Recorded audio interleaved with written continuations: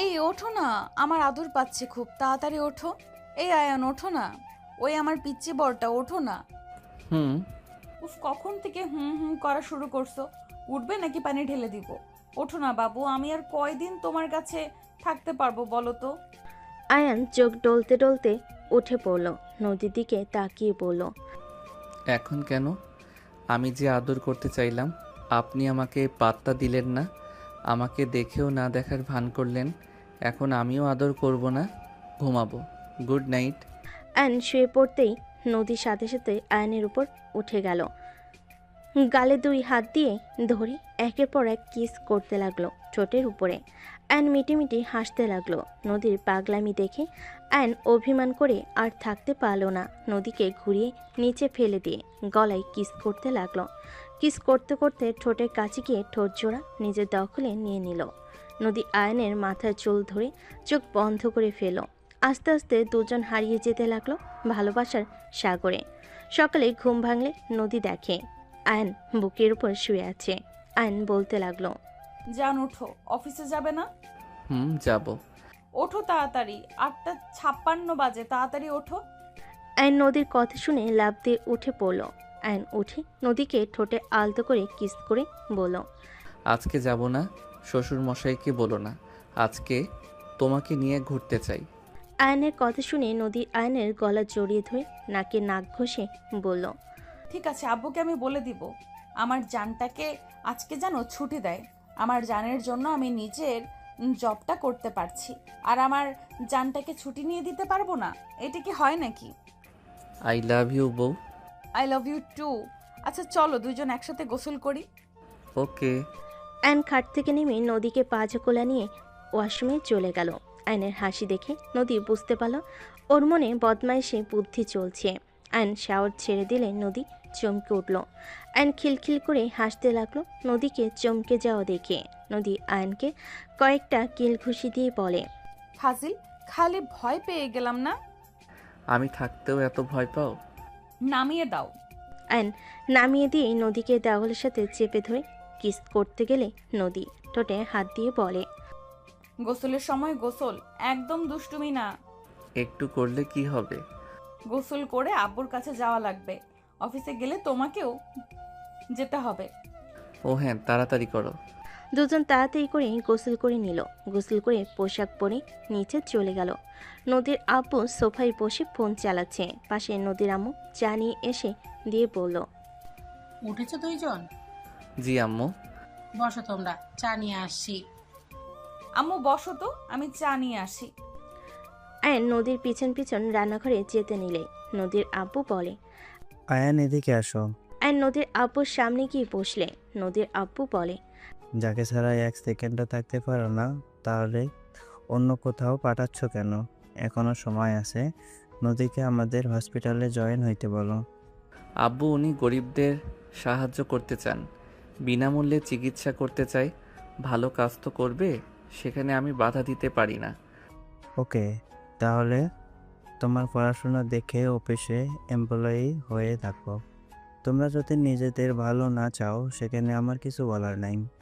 Ion কিছু বলতে যাবে সাথে সাথেই নদী বলে ওঠে, কতবার এক কথা বলবে আব্বু? আমি বুঝি না তোমার সমস্যাটা কি। আমার স্বাধীনতার কোনো দাম নাই নাকি? আমি চাই না আমার মেয়ে অন্য কোথাও যাক। আমার মেয়ে আমার আশেপাশে থাকবে। তোমার কোনো কিছু হইলে আমরা কিভাবে ভালো থাকবো বলতে পারবে? আব্বু আমার কি হবে? শুধু শুধু ভয় পাচ্ছ। আর আমার কিছু হলেও তোমার কাছে এখনো একটা ছেলে একটা মেয়ে আছে। তুই আমার বড় মেয়ে। সন্তান তো সন্তান, ছোট বড় কোনো কথা হইল? নদীর আব্বু রেগে গেল। নদীর আম্মু শান্ত করতে লাগলো। নদী রেগে চলে যেতে নিবে, আয়ন হাত ধরে বলে, নদী, শান্ত হও তো। দেখো আব্বু, ব্যাপারটা আমি বুঝতে পারছি, বাট নদী, তুমি অকারণে রাগ কেন করো? রাগ কেন করব? আমি যা করি সব কিছুতে আব্বু খালি বাধা দেয়। আরে ধ্যাত, তুমি আব্বুকে ভুল বুঝো।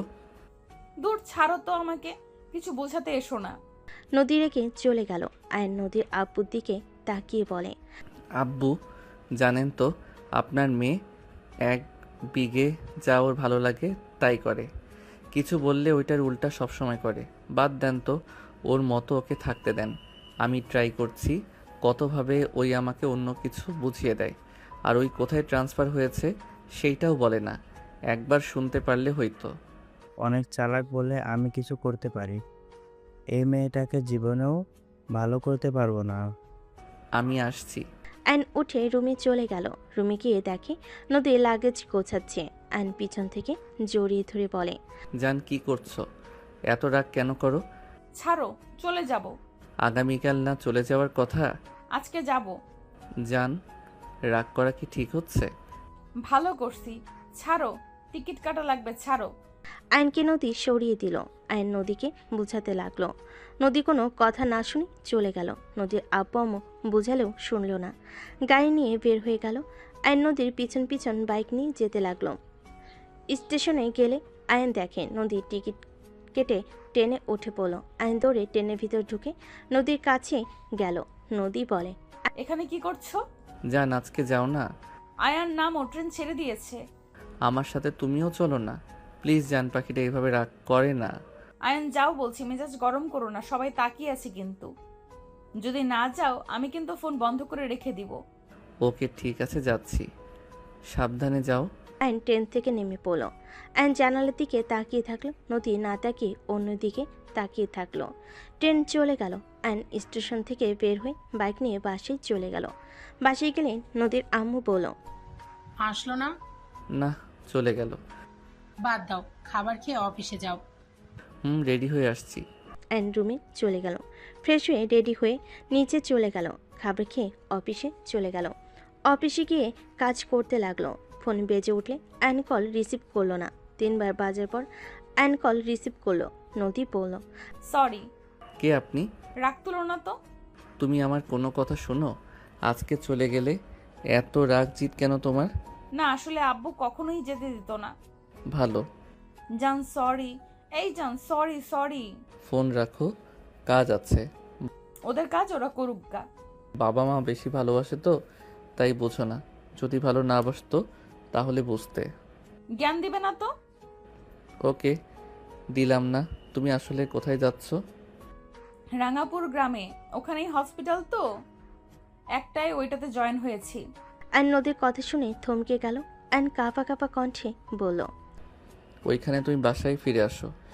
আব্বুর মতো শুরু করো না। দেখো, ওইখানে তোমার থাকা লাগবে না। অন্য কোনো হসপিটালে যেতে পারবে না। এখানে ভালো হবে, আমাদের প্রজেক্টও এখানে করবে, বড় চাচু বলল। ওইটা সম্পূর্ণ হইলে তোমাকে চলে আসতে বলবো। আমি ওইখানে যাব না, আমি এখানে ঠিক আছি। ওয়েট, স্যার কল দিয়েছে। আয়ন কল কেটে দিল। স্যারের কল রিসিভ করে কথা বলতে লাগলো। কথা বলা শেষ হলে আয়ন নদীকে কল দিল। স্যার কি বলল? পরীক্ষার ডেট দিয়েছে কবে পরীক্ষা? 15 তারিখে। তাহলে তো সময়ও নাই। অফিস আজকে করে পড়াশোনায় মনোযোগ দাও। আয়ন নদীর সাথে কথা বলতে লাগলো আর কাজ করতে লাগলো। সন্ধ্যার দিকে আয়নের অফিস ছুটি হলে বাসায় চলে গেল। আয়ন রুমে গিয়ে ফ্রেশ হয়ে নদীকে কল দিল। নদী আয়নকে বলতে লাগলো, যাও ফ্রেশ হয়ে আসো। তোমাকে ছাড়া রুমটা ফাঁকা ফাঁকা লাগছে। পরীক্ষা শেষ হইলে আমার কাছে চলে আসো। যাব না। কেন? রাগ করে থাকলে তোমার লস। ভালো হয়েছে, থাকো, ফ্রেশ হয়ে আসি। আয়ন ফ্রেশ হতে চলে গেল। ফ্রেশ হয়ে এসে নদীর সাথে শুয়ে থেকে কথা বলতে লাগলো। 2 মাস পর। কি হলো, আসবে না নাকি? 2 মাস হয়ে গেছে, একবার দেখা করতে আসলে না। মানলাম পরীক্ষা ছিল, বাট 10 দিন ধরে তো বাসায় আছো। তুমি যদি না আসো তাহলে আর আমাকে কল দিবে না, কোনো কথা নাই। তুমি তো ছুটি নিয়ে কয়েকদিন ঘুরে যেতে পারো। আমি এখানে কাজে আছি, আমি কিভাবে যাব শুনি? একের পর এক রোগী আসছে, সেখানে আমি কিভাবে যাব শুনি? আমার জন্য তো আসতেও পারো। তুমিও তো আমার জন্য আসতে পারো।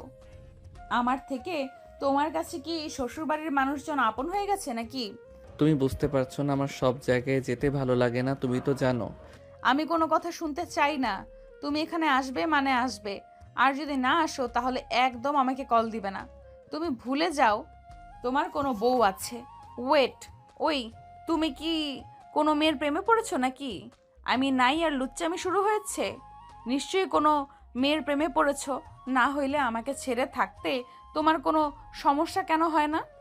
যে ছেলে আমাকে জড়িয়ে ধরে না ঘুমাইলে ঘুম আসে না। আর সেই ছেলে নাকি আমাকে ছাড়া 2 মাস কাটিয়ে দিল। আয়ন ভ্যাবাচাকা খেয়ে গেল। নদীর কথা শুনে আয়ন বলে, আমার কথা তো এখন ফালতুই মনে হবে।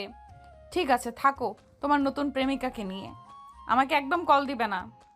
নদী কান্না করতে করতে কথাগুলো বলতে লাগলো। আয়ন কিছু বলার আগে মুখের উপর কল কেটে দিল। আয়ন কলের উপর কল করতে লাগলো। নদী পুলক মেরে দিল। আয়ন ফোনটা রেখে খাটের উপরে বসে পড়ল। উফ আল্লাহ, এইটা বউ নাকি সন্দেহের গুরু? কথায় কথায় সন্দেহ করে কেমনটা লাগে। আয়ন কথাগুলো বলে উঠে ব্যাগ গোছাতে লাগলো। ব্যাগ গুছিয়ে ওয়াশরুমে চলে গেল। গোসল করে রেডি হয়ে ব্যাগ নিয়ে নিচে গেল। আয়নকে দেখে নদীর আব্বু বলে, কোথায় যাও? আব্বু, আপনার মেয়ের কাছে যাব। ওই আসবে না? না, উল্টা আমাকে সন্দেহ করে ব্লক মেরে দিয়েছে। উফ, মেয়েকে এত আদর দিয়ে মাথায় কেন তুলছেন? কারো কোনো কথা তো শুনে না, ভুল বুঝলে তো কথাই নাই। কি করব, বড় মেয়ে আদরের দিন শেষে ছোটবেলার অভ্যাস থেকেই যাবে। কে জানতো। তুমি তাহলে যাও। হুম, আপনার ফোনটা দেন তো। আয়ন নদীর আম্মুর ফোনই নদীকে কল দিলে আয়নের কণ্ঠ পেয়ে সাথে সাথেই ব্লক করে দিল। আয়ন রাগে বলতে লাগলো, আপনাকেও ব্লক দিয়েছে? তোমার উপরে আবার এত রাগ করলো কেন? কি হয়েছে? আপনার মেয়ের সন্দেহ রোগ বেড়ে গেছে, আবারও সন্দেহ করছে আমি গার্লফ্রেন্ড বানিয়ে নিয়েছি, এই জন্য ওইখানে যেতে চাচ্ছি না। ওনাকে কিভাবে বলবো এই 10 দিন কাজের কি চাপ ছিল? আমার কোনো কথা শোনার আগেই ব্লক দিল। তুমি চলে যাও, আবার কি না কি করে বসবে। হুম, আব্বু আম্মু, আমি তাহলে আসছি। আয়ান, পৌঁছে গেছো নাকি? কিছু তো জানালেও না। আব্বু, কিছু হবে না, আপনি চিন্তা করেন না, আমি সাবধানে চলে যাব। আর আপনার মেয়েকে জানানোর দরকার নাই, আমি গিয়ে সারপ্রাইজ দিব। রাগ করছে। 10,000 রাখো, আর লাগলে জানাও। ব্যাংক থেকে তুলে নিব। এটা নিয়ে যাও, পরে লাগলে তুলে নিও। আয়ন টাকাটা নিয়ে সবার থেকে বিদায় নিয়ে চলে গেল বাইক নিয়ে। মাঝ রাস্তায় গিয়ে তেল তুলে নিল। রাঙ্গাপুর গ্রামে যেতে যেতে সকাল হয়ে গেল। আয়ন মুখে মাস্ক পরে হেলমেট ভালোভাবে পরে নিল। আয়ন বাইক চালিয়ে গ্রামটা ভালোভাবে দেখতে লাগলো। চোখের কোণায় পানি চলে আসলো। আয়ন সাথে সাথে চোখ মুছে ফেল। আয়ন মনে মনে বলতে লাগলো, কতটা পরিবর্তন হয়ে গেছে গ্রামটা, কত স্মৃতি জমে আছে, সব কিছু চোখের সামনে ভেসে বেড়াচ্ছে। এতটা বছর পর এখানে আসবো কখনো কল্পনাও করতে পারি নাই। ভাগ্যক্রমে আবার চলে আসলাম। যত অতীত ভুলতে চাই না কেন, অতীত আমাকে কখনোই ভুলতে দেয় না, একভাবে না একভাবে সামনে চলে আসে। আয়ন কথাগুলো ভাবতে ভাবতে সোজা হসপিটালের সামনে চলে গেল। আয়ন ফোনটা বের করে রাইসাকে কল দিল। রাইসা রিসিভ করে বলল, আসসালামু আলাইকুম জিজু। ওয়ালাইকুম আসসালাম। আপু, আপনাদের হসপিটালের নিচে বাসার ঠিকানা দেন। আর আপনার বান্ধবী কোথায়? কি, তুমি এসেছো? তাহলে ওকে কাঁদানোর কি দরকার ছিল? আমি কি করলাম? হুদাই সন্দেহ করে নিজেই কান্না করছে। এখন বলেন, বাসা কই নিয়েছেন? ওয়েট করো, আমি আসছি নিচে। আয়ন রাইসার জন্য অপেক্ষা করতে লাগলো। রাইসা নিচে এসে আয়নের বাইকে উঠে পড়ল। আয়নের বাইকে হুট করে কেউ উঠে পড়ে যেতে নিয়েই সাথে সাথে বাইক সামলে নিয়ে বলল, ধ্যাত আপু, ভয় পাওয়াই দিয়েছিলেন। ভয় কম পাও, বাসায় চলো। আর বাইক নিয়ে সারা রাস্তায় এসেছো? হুম, কোনো মেয়ে পটিয়েছো? কচু মেয়ে পটাইছি, অফিসে কাজ ছিল সেইগুলো করেছি। ওই না, আমাকে বলো। ওনার সন্দেহ কথা তাই বলছে। ওকে চলো। আয়ন বাইক নিয়ে যেতে লাগলো। রাস্তা বলে দিতে লাগলো। আয়ন রাস্তায় যেতে যেতে বলতে লাগলো, আর কোনো রাস্তা নাই, এই রাস্তা দিয়ে বাসা ভাড়া নেওয়া লাগবে। আপনার বইয়ের পছন্দ। গ্রামটা অনেক উন্নত হয়ে গেছে, এখানে কিসের ফ্রি চিকিৎসা দেওয়া লাগবে? এখানে সবার তো টাকা পয়সা কম হয় নাই। আরে দূর, কিসের ফ্রি চিকিৎসা? নদীকে এখানে মিথ্যে বলে নিয়ে আসা হয়েছে। বাট ওই সব জানার পর রেগে গিয়েছিল। আসলে আঙ্কেল এখানে ফ্যাক্টরি দিবে, আঙ্কেলের প্ল্যান করে এখানে নিয়ে এসেছে। নিজের কাজও করবে আর ফ্যাক্টরির কাজও সামলাতে পারবে। কি বলো শ্বশুর মশাই, এইগুলো করিয়েছে? জি, আর এখানে এসেছে ভালো হয়েছে। আমার এখানে ভালোই লাগছে, গ্রামটাও সুন্দর, মানুষজনের ব্যবহার অনেক ভালো লেগেছে। সামনের বাসাটাই থাকি। এখানে কি? গার্লফ্রেন্ড সাথে দেখা করার জন্য আসলাম। চলে যান। এখানে আপনাকে কে আসতে বলছে? বাসার ভিতরে তো ঢুকতে দিবেন নাকি? অ্যান কথাটা বলে নদীর সামনে থেকে সরে গেল। অ্যান ভিতরে গিয়ে সোফায় বসে পড়ল। নদীকে বলল। পানি দেন, গলাটা শুকিয়ে গেছে। নদী ফ্রিজ থেকে পানি নিয়ে এসে দিলে অ্যান খেতে লাগলো। রাইসা রুমে চলে গেল। অ্যান নদীকে টান দিয়ে কোলে বসিয়ে বলল। এত রাগ করো কেন শুনি? তুমি জানো আমি তোমাকে ভালোবাসি, আর তোমাকে ছাড়া অন্য কারোর সাথে যে প্রেম করব না জানার পরও রাগ দেখাও কেন? ছাড়ো, তোমার সাথে আমার কোনো কথা নাই। আমার কথা আছে, ছাড়বো না আমি। আমার কথায় উত্তর দিবে তারপর। রাইসা এসে পড়বে কিন্তু। আসলে আসবে। আমি আমার বউকে ধরছি, অন্য কোনো মেয়েকে ধরি নাই। কামড় দিব নাকি? অ্যান নদীকে কোলে তুলে নিয়ে পাশের রুমে চলে যেতে লাগলো। নদী আয়নকে থামিয়ে দিয়ে বলতে লাগলো। আমার কাছে আসলে আমি চিৎকার দিব। দিলে দাও। দেখো, একদম কাছে আসবে না। আমি তোমার গার্লফ্রেন্ডের কাছে যাও। আমি আমার গার্লফ্রেন্ডের কাছে আসছি। আয়ন নদীকে খাটে ফেলে দিয়ে অ্যান কথাটা বলে শার্ট খুলে নদীর উপর ঝাঁপিয়ে পড়ল। নদী প্রথমে থামানোর চেষ্টা করলে পরক্ষণে আয়নকে আদর করতে শুরু করে দিল। অ্যান মুচকি হাসি দিয়ে আদর করতে ব্যস্ত হয়ে গেল। দুজন একে অপরকে আদর করতে করতে দুজন ক্লান্ত হয়ে গেল। আয়ন নদীকে বুকের সাথে জড়িয়ে ধরে শুয়ে থেকে বলল। রাগ কমছে নাকি? আরও আদর করব? লাগবে না, হসপিটালে যাওয়ার সময় হয়ে গেছে। হসপিটালে যাবে? হ্যাঁ, রাইসের ডিউটি নাই, তুমি ওর সাথে থাকো। তাড়াতাড়ি এসো। ঠিক আছে। নদী আয়নের কপালে চুমু দিয়ে চলে গেল। ওয়াশরুমে গেলে আয়নও পিছন পিছন চলে গেল। দুজন একসাথে গোসল করে নিল। দুজন ওয়াশরুম থেকে বের হয়ে আসলো। আয়ন পোশাক পরে বারান্দায় গেল। নদী রেডি হয়ে গেল। আয়ন বারান্দা থেকে বের হয়ে নদীর সাথে রুম থেকে বের হইলে রাইসা বলে ওঠে। বাহ, দুজন বের হলে তাহলে।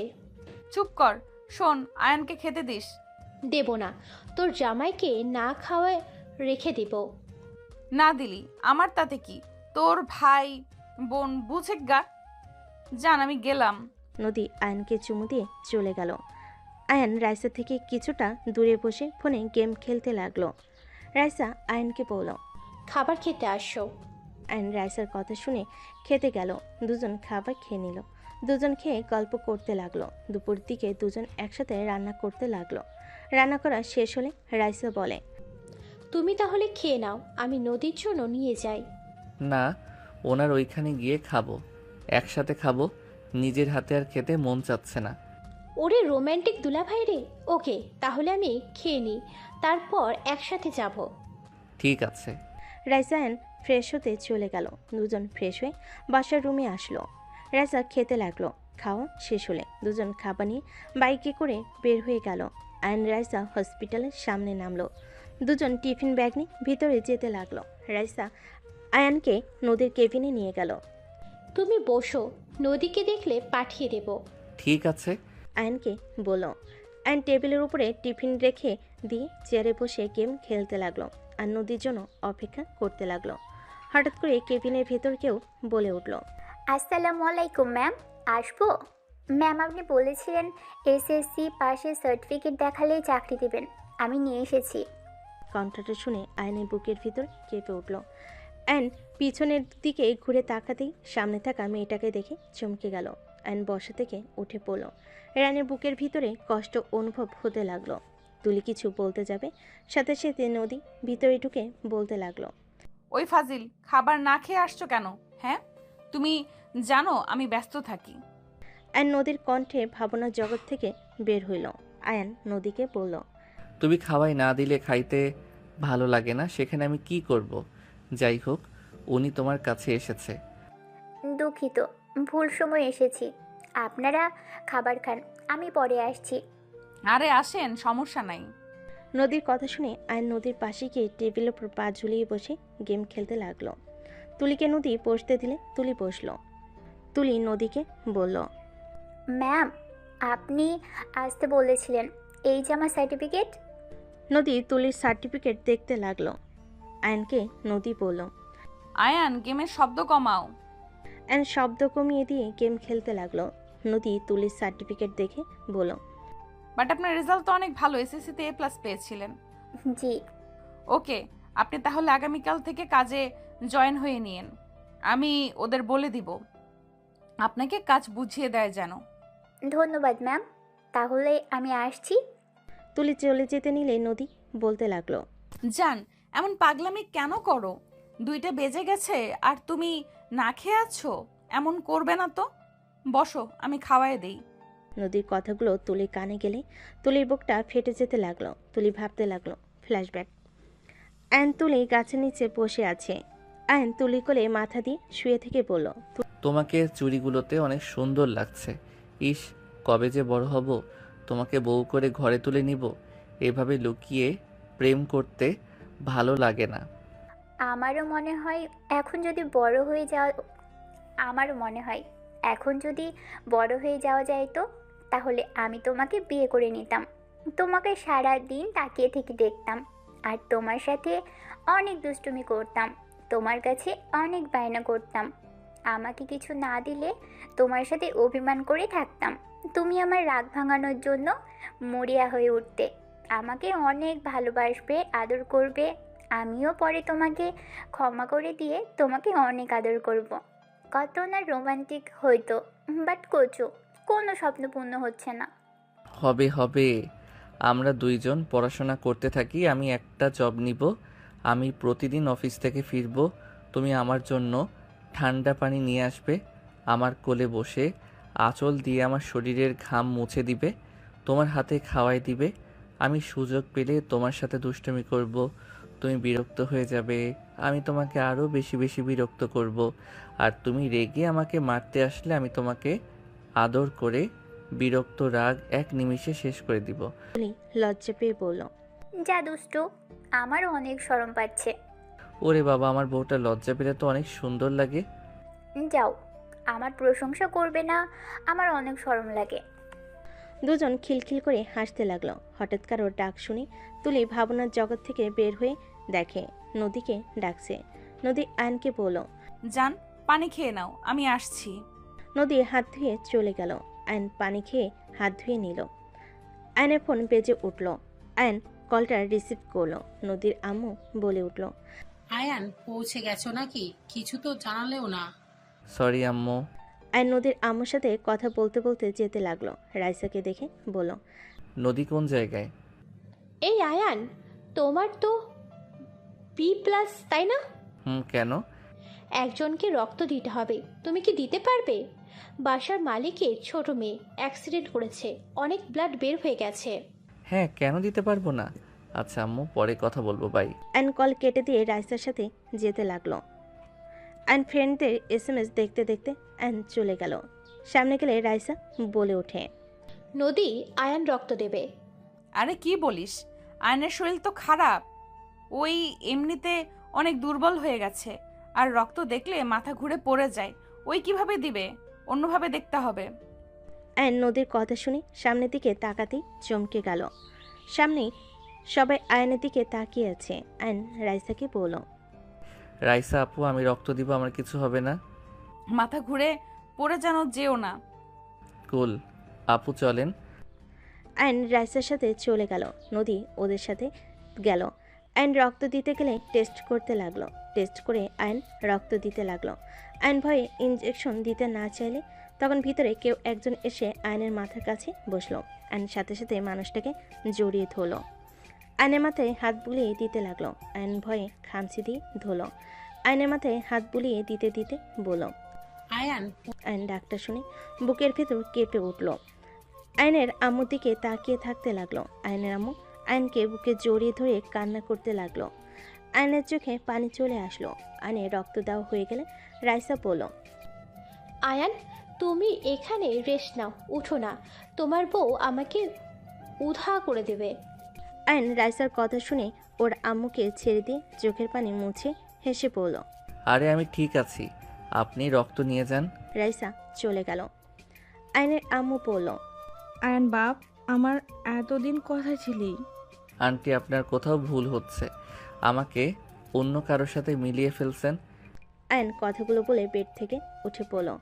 আয়ন পড়ে যেতে নিলে সাথে সাথে আয়নের আম্মু ধরে ফেল। আয়নকে বলতে লাগলো। একটু রেস্ট নে বাবা। আয়ন বসে পড়ল। আয়নকে জড়িয়ে ধরল।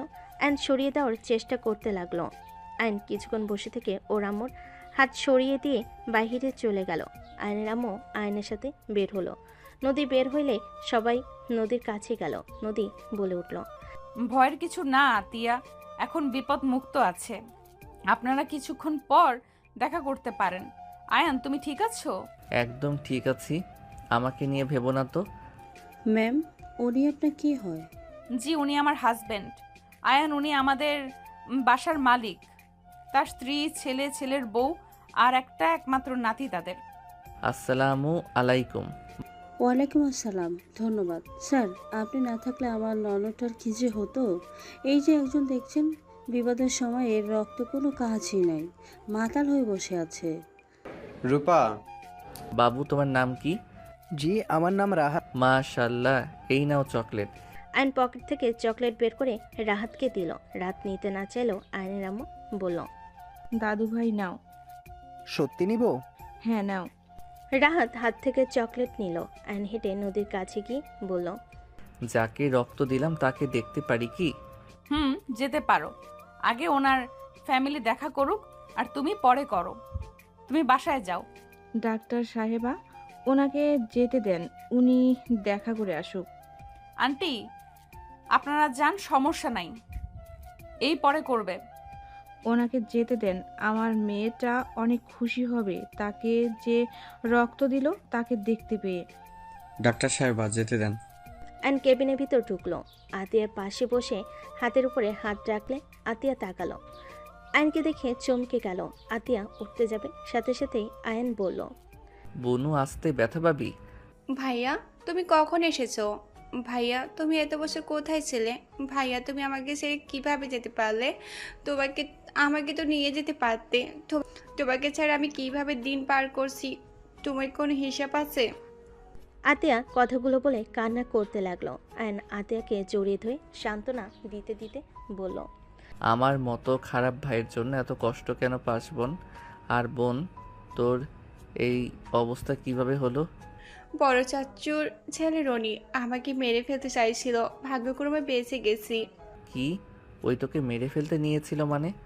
আমি স্কুলে গেলে আমাকে অনেক জ্বালাতন করতো, আবার মেয়েদের সাথে অসভ্যতামি করতো। আমি প্রতিবাদ করেছিলাম, তারপর থেকে আমার পিছনে লেগেছে।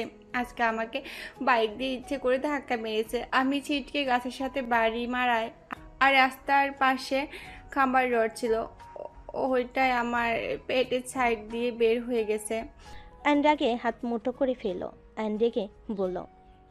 ওকে কোথায় পাওয়া যাবে এখন?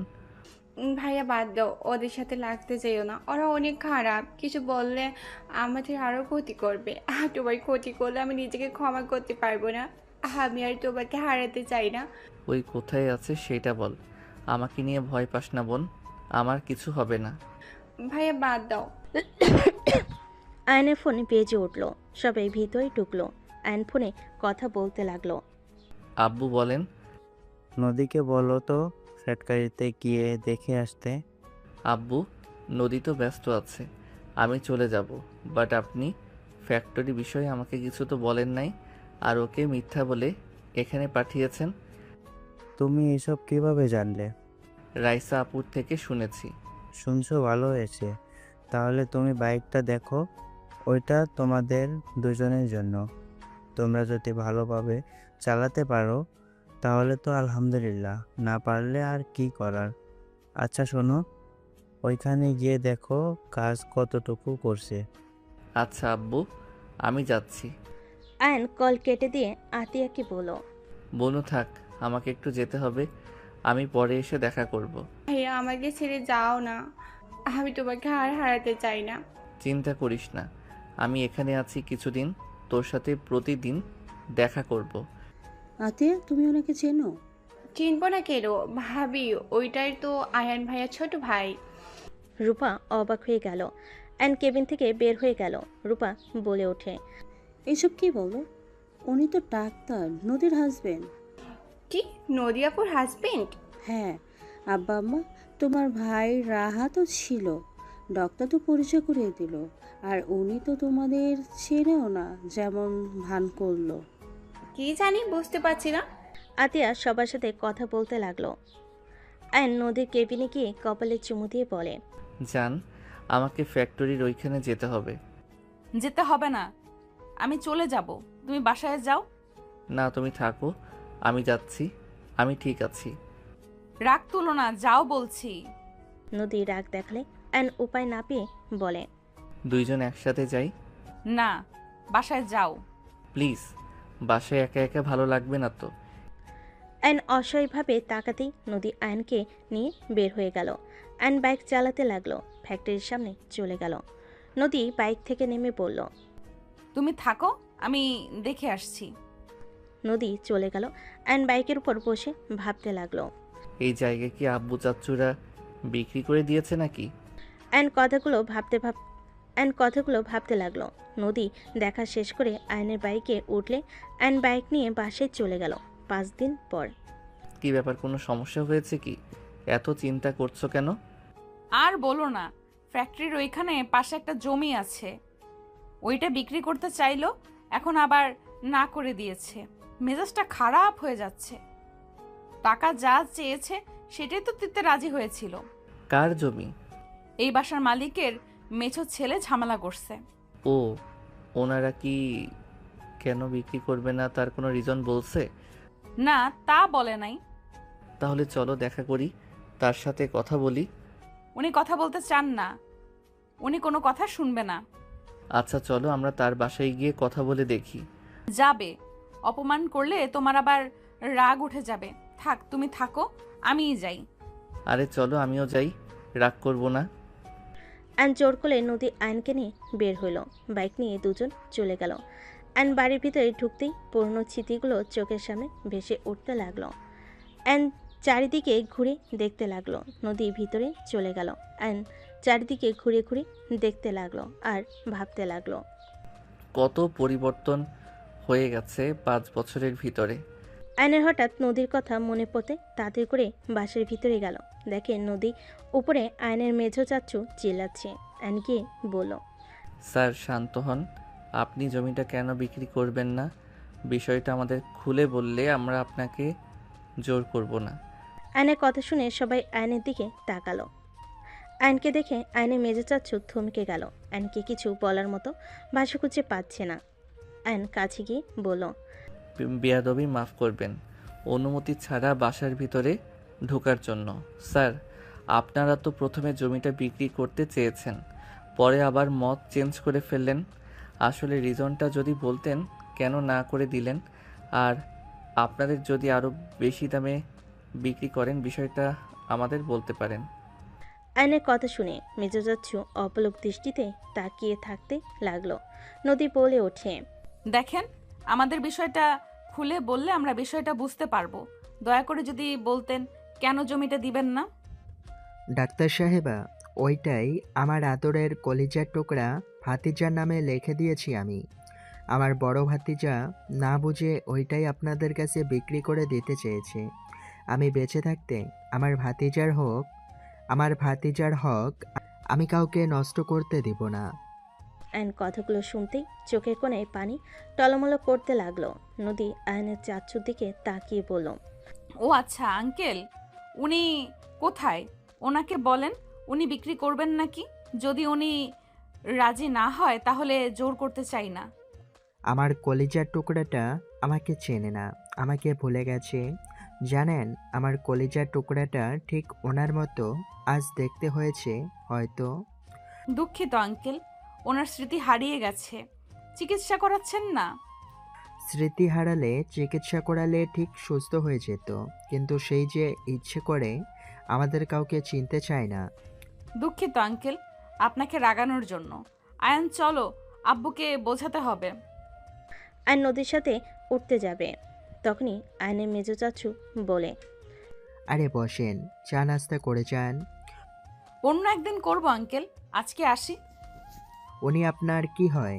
আর স্যার, আপনি যদি চান তাহলে আমি আপনাকে ওই জমির উপরে কাজ করতে দিতে পারবো। মেজো চাচুর কথা শুনে নদী বেশ অবাক হয়ে বলল, সত্যি দিতে পারবেন? কত টাকা দেওয়া লাগবে এখন বলেন আমাকে। টাকা লাগবে না, আমাকে একটাই কথা বলেন তো, জি বলেন। উনি আপনার কি হয়, বডিগার্ড নাকি? সরি আঙ্কেল, বডিগার্ড কেন হবে? উনি আমার হাজবেন্ড। ও আচ্ছা, সরি, কিছু মনে করবেন না। আর সরি আপনার সাথে খারাপ ব্যবহার করে ফেলেছি। আসলে প্রিয় মানুষদের বেইমানিগুলো সহ্য হয় না, মাথার ভিতরে সব কিছু এলোমেলো হয়ে যায়। সমস্যা নাই আঙ্কেল, আমি কিছু মনে করি নাই। আপনি আমার গুরুজন, আমি ওইসব কিছু মনে করি নাই। দাঁড়িয়ে আছেন কেন, বসেন দুইজন, ওই যে চা নিয়ে এসেছে। আয়ন নদী বসলো। আতিয়া চা বিস্কিট ফল কেটে নিয়ে এসে দিল। আতিয়া আয়নকে চা দিয়ে বলে, আমি আপনার জন্য বানিয়েছি, দেখেন তো কেমন লাগে। আতিয়ার কথা শুনে নদী ফুরকুচকে তাকালো। আয়ন 4 কাপ হাতে নিল। আয়ন চুমুক দিয়ে বলল, বাহ, অনেক মজা হয়েছে তো। বাট তুমি অসুস্থ মানুষ হয়ে চা বানাতে গেছো কেন? আমি আপনাকে দেখে একদম সুস্থ হয়ে গেছি। আতিয়ার কথা শুনে নদীর রাগ হতে লাগলো। আয়ন নদীর দিকে তাকিয়ে বুঝতে পারলো নদীর রাগ হচ্ছে। আয়ন ঢোক গিলে বলল, নদী কুল, তুমি যা ভাবছো বিষয়টা মোটেও তেমন না। আরে ওই আমার ছোট বোনের মতো তো আমি রক্ত দিয়েছি, এই জন্য তো আমরা ভাই বোন হয়ে গেছি। কুল, রেগে যাও না কিন্তু। আয়নের কথা শুনে সবাই অবাক হয়ে তাকালো। আতিয়া বলে ওঠে, আপু, আপনি আমাদের নিয়ে ভুল বুঝবেন না। আমি বোন হিসাবে ভাইয়ার জন্য চা বানিয়েছি। আপনি চাইলে আপনাকে ভাবি বলে ডাকতে পারি। দুজনের কথা শুনে নদী অনেকটাই শান্ত হলো। আয়ন নদীকে বলল, রেখে চাটা মুখে দিয়ে দেখো না পিচ্ছি, অনেক ভালো চা বানিয়েছে। নদী 4 কাপে চুমুক দিল। আতিয়ার দিকে তাকিয়ে বলল, হ্যাঁ অনেক মজা হয়েছে পিচ্ছি, আমাদের জন্য অত কষ্ট না করলেও পারতে, তুমি বসো। আপনাদের জন্য কিছু করতে পারলে নিজেকে ধন্য মনে করব। রাহাত, কেমন আছো? আলহামদুলিল্লাহ আঙ্কেল, আপনি কেমন আছেন? এইদিকে আসো, বসো। অ্যান্ড রাহাতকে নিজের কাছে বসালো। হঠাৎ করে বাসার ভিতর কয়েকটা ছেলে আর আয়নের বড় চাচু বাসার ভিতর ঢুকলো। একটা ছেলে অসভ্যতামি করতে লাগলো, বলতে লাগলো, ওই শফিক, তোর ছেলের অনেক সাহস বেড়েছে তাই না? আমার বাড়িতে গিয়ে হুমকি দিয়ে আসবো। ওই ভাঙচুর কর, যে ঠেকাবে তাকে মারবি। ছি, উনি তোমার গুরুজন, আর তুমি তার নাম ধরে এইভাবে কিভাবে রাখতে পারো? ও ডাক্তার সাহেব, আপনি এখানে নাক গলাবেন না। আপনাকে সম্মান করি তাই বলে আমাদের পারিবারিক বিষয়ে কথা বলবেন না দয়া করে। রনি আতিয়ার কাছে এসে আতিয়ার ব্যথার জায়গায় থাপ্পড় মারতে যাবে, সাথে সাথে আয়ন উঠে এক লাথি দিয়ে ফেলে দিল। আয়নকে মারতে দেখে সবাই চমকে উঠল। বড় চাচু কিছু বলার সাথে সাথে আয়ন ঘুরে দাঁড়ালো। আয়নকে দেখে বলে ওঠে, হ্যাঁ আমি, ওই কি বললি, শফিক আর তুই বলে ডাকলি তাই না? বয়স কত রে তোর? কেন তোর সাহস কি করে হয় আমাকে লাথি দেস?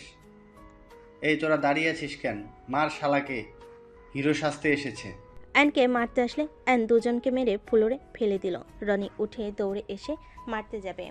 আয়ন পেটে ঘুষি মারলো, হাত ধরে মোচড় দিয়ে ধরে পড়ল। এই হাত দিয়ে আমার বোনের পেটে ঘুষি দিতে গেছস, এই হাত দিয়ে বাইক দিয়ে আমার বোনকে ধাক্কা দিয়েছস তাই না? আর এই মুখ দিয়ে আমার আব্বুকে অসম্মান করছস তাই না? আয়ন কথাটা বলে মুখে এক ঘুষি মারতে লাগলো। একের পর এক ঘুষি মারতে লাগলো। বড়ব্বু বলতে লাগলো, শফিক, তোর ছেলেকে থামতে বল, আমার ছেলেটা মারা যাবে তো। আয়ান ছেড়ে দে, আয়ান ওকে ছাড়। আয়ন বলে ওঠে, আমার সামনে থেকে সরেন। এতক্ষণ ধরে আপনার ছেলে বেয়াদবি করছিল, চুপচাপ দেখছেন, এখনো দেখেন। আঙ্কেল বেশি করে মারেন। মারো, বেশি করে মারো, ওকে মেরে হাড্ডি গুড্ডি ভেঙে দাও। ওরা অনেক বাড়াবাড়ি করে, আব্বুকে যা না তাই বলে গালাগালি করে। বড় চাচু তার ছেলেদের নিয়ে এসে আমাদের মারধরও করায়। সে মেজো চাচুকে মেরে 3 দিন বেঁধে রেখেছিল। আতিয়ার কথা শুনে আয়নের মাথা খারাপ হয়ে গেল। আয়ন রেগে বলে, কি চাচ্চুর গায়ে হাত দিয়েছিস তোরা? কে কে কে হাত দিয়েছিস বল তোদের? আমি ভেঙে ফেলবো। আয়ন রনিকে মারতে যাবে আরেকটা, সাথে সাথে বড় চাচু আয়নের আপুর পায়ে ধরে বলে, ভাই তোর ছেলেকে থামা, আর মারলে আমার ছেলেটাই মারা যাবে। আয়ান ছেড়ে দাও। আয়নের আপু আয়ন ওর আব্বু আম্মুর মুখে নিজের নাম শুনে আয়ন রনিকে ছেড়ে দিয়ে রনি ফুলরে পড়ে গেল রক্তাক্ত অবস্থায়। আয়নের বড় চাচু রনিকে নিয়ে চলে গেল। আয়নের আব্বু আয়নের কাছে গিয়ে হাঁটু গেড়ে বসতে যাবে, আয়ন সাথে সাথে ওর আব্বুর হাত ধরে ফেলো। আব্বু কি করছেন? আয়ান, আমাকে ক্ষমা করে দাও। আমি তোমার সাথে অনেক বড় অন্যায় করেছি। আমাকে তুমি দয়া করে ক্ষমা করে দাও। আমি তোমার সাথে অন্যায় করে আজ হাড়ে হাড়ে টের পাচ্ছি। আমি আমার কলিজার টুকরে সন্তানকে বিনা কারণে গ্রাম ছাড়া করেছিলাম। আমার সন্তান যেমন হোক, আমার উচিত ছিল তোমার পাশে দাঁড়ানো। আমি সেটা পারি নাই। ন্যায় বিচার করতে গিয়ে আমি আমার সন্তানকে হারিয়ে ফেলেছিলাম। আয়ান, প্লিজ আমাকে ক্ষমা করে দাও। আমাকে যা শাস্তি দিবে আমি মাথার পেতে নেব। আয়নের আব্বু পা ধরতে যাবে, সাথে সাথে আয়ন ওর আব্বুকে জড়িয়ে ধরে বলে, আব্বু প্লিজ এভাবে ক্ষমা চাইবেন না। আপনার উপরে আমার কোনো রাগ নাই। আমার শুধু একটাই কষ্ট, আপনারা বাবা মা হয়ে আমাকে বাঁচানোর চেষ্টা করেন নাই। আমাকে ত্যায্য পুত্র করে দিয়েছিলেন।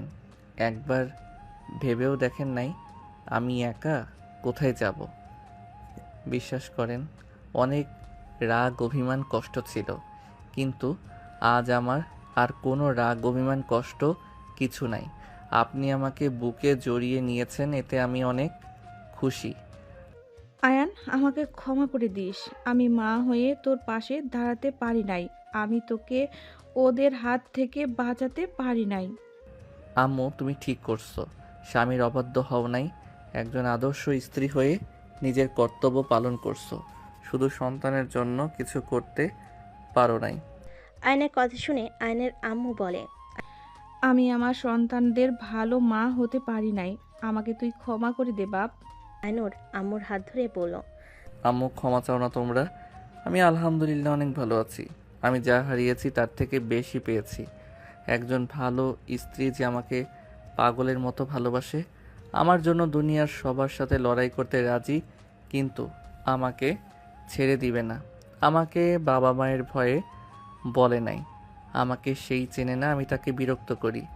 সেই তার বাবা মা ভাই বোন সবার সামনে আমার হাত ধরেছে, আমার জন্য লড়াই করেছে। আজ আমি অনেক সুখে আছি। আমার শ্বশুর শাশুড়ি, বড় ভাইয়া, শ্যালিকা সবাই আমাকে অনেক ভালোবাসে। আমার শাশুড়ি আমাকে কখনোই মায়ের অভাব বুঝতে দেয় নাই। আল্লাহর কাছে সবসময় দোয়া করতাম আমার ভাইয়া যেন ভালো থাকে, সুস্থ থাকে। আম্মু, আমার দোয়া কবুল হয়েছে। ভাইয়া, আমাদের সবাইকে ক্ষমা করে দিও। তুমি চলে যেও না।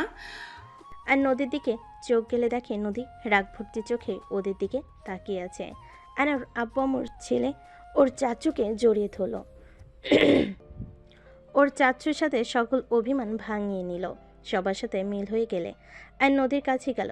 নদী কোনো কথা না বলে চলে যেতে নিলে আর নদীর হাত ধরল। নদী এক ঝটকায় হাত সরিয়ে দিয়ে বলল, একদম আমাকে ধরবে না। নদী সরি, আমি জানি তুমি রাগ করছো। তোমাকে কিছু বলি নাই দেখে। নদী কি বলতাম, যাদের জন্য আমাকে কত কষ্ট সহ্য করতে হয়েছে, বুকের ভিতরে রাগ অভিমান এত ছিল, তাদের পরিচয় দিতে মন চাই নাই। তাই বলে আমাকে একবার বলবে না যে ওনারা তোমার বাবা মা? তোমাকে আগে কতবার জানাবে না? সরি আমার। বোমা, রাগ করো না। ওর মনের অবস্থা কি ছিল আমি খুব ভালো করে বুঝতে পারি। আমাদের মতো বাবা মাকে কিভাবে ওই পরিচয় দিবে যারা ওর পাশে থাকে নাই? কি এমন হয়েছিল যে তোমাকে বাড়ি থেকে বের হয়ে যেতে হলো? আয়নের আম্মু বলতে যাবে, আয়ন সাথে সাথেই বলে, আমি তোমাকে ঠান্ডা মাথায় বলবো, দয়া করে এখন জানতে চাও না। জানলে তুমি অনেক রেগে যাবে আমার উপরে। তোমার মাথা এমনিতেই গরম আছে। নদী কিছু বলবে তার আগেই আয়নের ফোনটা বেজে উঠল। আয়ন ফোনটা বের করে দেখে তিয়ার আম্মু কল করেছে। আয়ান, নদী কোথায়? ফোন ধরে না কেন? আয়ান, তুমি একটু দেখো তো। আব্বু ওই আমার সাথে আছে। ফোনটা ওর কাছে দাও তো। আব্বু তার ছেড়ে আপাতত। আয়নের কথা শুনে নদী রাগী লোক নিয়ে তাকালো। আয়ন ভয়ে ঢোক গিলে বলে, ইয়ে মানে আব্বু, ওইটাই পরে কথা বলবো। আমার মাথার তার ছেঁড়া। আয়ানের, তোমাকে তো আমি। অ্যান্ড সাথে সাথেই ওর আম্মুর পিছনে গিয়ে লুকালো। সবাই মিটিমিটি হাসতে লাগলো। ওদের ঝগড়া মারামারি দেখে নদী রেগে বলতে লাগলো, আমায় আর আমার তার ছেঁড়া সামনে আসো, আমি দেখিয়ে দেই তার ছেঁড়া কিনা। আমার মোটেও বোঝার দরকার নেই, আব্বু পরে কথা বলি, বাঘিনী হয়ে গেছে। আয়নের কথা শুনে তিয়ার আম্মু কল কেটে দিল। আয়নের আম্মু বলে, এই আমার বৌমাকে এসব কি বলিস? আম্মু ওকে সামনে দেন, ওই অনেকবার বাড়ছে। একদম না, আম্মু সামনে থাকো। ভাবি আমি কি হেল্প করব? ছোট আম্মু আমিও হেল্প করি। দুজনের কথা শুনে নদী বলে, করো। এই আমার সাথে বেইমানি হচ্ছে। আতিয়া রাহাত আয়নকে পিছন থেকে শক্ত করে ধরল। নদী গলা ধরতে যাবে, সাথে সাথেই আয়ন বলে ওঠে, বউ সরি, ভুল হয়েছে, ক্ষমা করে দেন, আর বলবো না, মাঝে মাঝে বলবো। আয়নের কথা শুনে সবাই হাসতে লাগলো। নদী বলল, তুমি আমাকে মোটেও ভালোবাসো না আয়ান, তুমি আমার কাছে কোনো কিছু শেয়ার করো না। বিষয়টা অনেক খারাপ লাগছে আয়ান, আমি তোমার জন্য কি করি নাই বলতে পারো?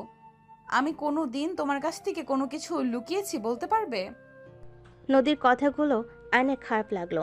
আয়ন হাঁটুকে কান ধরে বলল, আই এম সরি নদী, তুমি তো আমাকে একবার জিজ্ঞেস করেছিলে, আমি তোমাকে বলি নাই। তুমি বলেছিলে অতীত নিয়ে তোমার কিছু যায় আসে না, আমাকে বিয়ে করছো, আমি তোমাকে যেন ভালোবাসি, তোমার পাশে যেন সারা জীবন থাকি, কখনো যেন তোমাকে ধোকা দেই না, রাগ অভিমান যাই হোক কখনো তোমাকে যেন ছেড়ে না যাই। আমি তোমাকে কথা দিয়েছিলাম, আর এরপরে তো তুমি আমাকে কখনো আমার অতীত নিয়ে কথা তোলো নাই, তাই কাজ পড়াশোনা এইসব মাঝে এগুলো বলার সময় হয়ে ওঠে নাই। নদী আয়নের হাত টান দিয়ে সোজা করে দিয়ে রাগের লুক নিয়ে বলে, কতবার বলছি এভাবে কান ধরবে না? আমি কতবার বলবো যত যাই হোক আমার সামনে বা কারোর সামনে মাথা নত হবে না। ওঠো বলছি, ফাজিল কোথাকার। নদীর কথা শুনে সবাই চোখ দিয়ে পানি ঝরতে লাগলো। আতিয়া বলে, ভাইয়া তুমি লাইফে অনেক কষ্ট পেয়েছো, বাট একটা দিক থেকে ভালো হয়েছে, তুমি লাইফে সঠিক মানুষটাই পাইছো, যে মানুষটা তোমাকে কারোর সামনে ছোট হতে দেখতে পারে না। আর ওই তোমাকে গ্রামবাসীর সামনে অপমান করছিল, জুতার মালা পরে গ্রাম ছাড়া করছিল, ওই যে তোমার লাইফে আসে নাই, এটাই হাজার শুক্রিয়া। আতিয়ার কথা শুনে আয়ন উঠে না বলার ইশারা করতে লাগলো। নদী অবাক হয়ে আতিয়ার দিকে ঘুরে বলে, জুতার মালা মানে? আতিয়া এসব কি বলছো? নদী তোমাকে আমি সব বলছি, বাট তুমি জানতে চাই না, মেয়েটাকে প্রমিস করো। মেয়ের ব্যাপার। ওয়েট, রাগ করো না, সম্পূর্ণ কথা শুনবে, তারপর যা বলার বলো, কিন্তু মেয়েটাকে ওইটা জানতে চাইবে না। ওকে বলো শুনি। আমি এই গ্রামের একটা মেয়েকে ভালোবাসতাম, আমরা একে অপরের আগে অনেক ভালো বন্ধু ছিলাম, ছোটবেলা থেকে একসাথে বড় হয়েছি। আটটার ওঠার পর বুঝতে পারি আমরা একে অপরকে ভালোবাসি। এসএসসি পরীক্ষার লাস্টের দিনে আমি আর ওই প্রতিদিনের মতো গাছের নিচে বসেছিলাম, বাদাম খাচ্ছিলাম আর ওকে রাগাচ্ছিলাম। ওই রাগে কান্না করতে লাগলে আমি ওকে জাস্ট কান্না থামানোর চেষ্টা করছিলাম।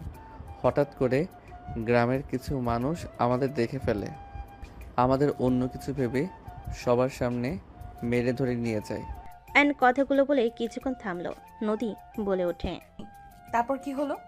তুমি কিন্তু উল্টাপাল্টা কিছু বুঝবে না, আগে বলে দিলাম। তখন কিন্তু এত চালাক ছিলাম না আমরা, মানে বুঝতে পারছো? হ্যাঁ বুঝলাম, বাকিটা শুনি, তারপর কি করব না করব পরে দেখা যাবে। তারপর কি, আব্বু তখন এখানে সবার বিচার করত, এখানে যার যে সমস্যা আব্বু সমাধান করত। তো আমাদের দুইজনকে নিয়ে পুরো গ্রাম এক জায়গায় করে ফেলে। আমরা বোঝানোর চেষ্টা করলে কেউ আমাদের কথা শুনে না। ওই লোকগুলো বলে আমি ওর সাথে খারাপ কিছু করার চেষ্টা করছি। আব্বু তো শুনে রেগে আমাকে মারধর করতে থাকে। আর ওর আব্বুর আবার আমার আব্বুর বন্ধু ছিল, উনি রেগে অনেক কিছু বলে, আমাকে মারেও। আমি সবাইকে বলতে থাকি আমরা একে অপরকে ভালোবাসি, আর আমরা কিছু করি নাই। আমার কথা কেউ বিশ্বাস করে না। ওকে জিজ্ঞেস করলে ওই সবাইকে বলে। আয়নের কথাই সাথে সাথে চোখের পানিগুলো গড়িয়ে পড়ে অ্যান চোখের পানি হাত দিয়ে মুছে ফেল। আয়নের গলা আটকে আসতে লাগলো। আয়নের দিকে তাকিয়ে নদী বলে, তারপর কি হলো? ওই মেয়েটা কি বলছিল? তোমাকে ভালোবাসে? না, সেই সোজা বলে দিয়েছে আমার সাথে কোনো সম্পর্ক নাই। আমি নাকি ওকে জোর করে খারাপ কাজ করতে চেয়েছিলাম। এইটা শুনে সবাই বিশ্বাস হয়ে গেল। আব্বু আম্মু, আমার ফ্যামিলি সবাই আমাকে ঘৃণা করতে শুরু করলো। শুধু আতিয়া ছাড়া আমার বিরুদ্ধে সবাই চলে যায়। আমাকে 50টা বেতের বাড়ি দেয়। আব্বুর সাথে আমাকে ত্যায্য পুত্র করে দেয়। গ্রামবাসী সবাই আমার মুখে খালি আর জুতার মালা দিয়ে গ্রাম থেকে বের করে দেয়। আমার কোনো কিছুতে কষ্ট হচ্ছিল না, শুধু কষ্ট একটাই, আমার আম্মু আমাকে বিশ্বাস করে নাই। সেই নীরবে কান্না করে গেছে, কোনো প্রতিবাদ সে করে নাই। সেইও আমাকে বিশ্বাস করে নাই। কি? ওই মেয়েটার সাথে এত বছর সম্পর্ক আর সোজা ভালোবাসা অস্বীকার করলো? আমাকে একটু নামটা বলো তো দেখি মেয়েটাকে। বাদ দাও, একদিকে লাভ হয়েছে। কোন দিকে? ফেক ভালোবাসা বিদায় নিয়েছে, রিয়েল লাইফ পার্টনার পেয়েছি। ঢং করো না। অন্য একটা মেয়ের জন্য চোখের পানি ফেলছো। আমার কি কিছু বলা উচিত বলে মনে হয় না তোমার? অ্যান তাড়াতাড়ি করে চোখ মুছে বলল, দূর দূর, কই এসব রাখো। চাচ্চু, ওই জমিটা সত্যি কি আমার নামে লিখে দিয়েছো? হ্যাঁ, সব ভাগাভাগি করা হয়েছে, সবাইকে সমান ভাগ দেওয়া হয়েছে।